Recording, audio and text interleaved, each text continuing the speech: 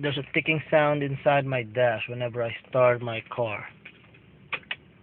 See? I haven't even started it. Just put it on the battery. No CDs inside.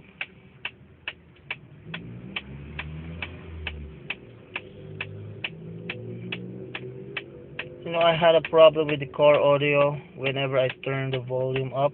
Sometimes it goes automatically up.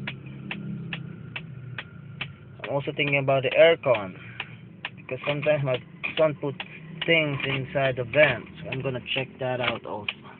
I hope you can help me. It's driving me mad. Okay, it's off now. I'm thinking it's the clock here.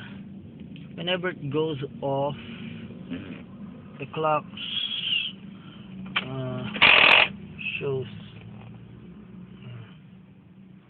that one is from the power steering and from the power doors, power locks. Don't mind that.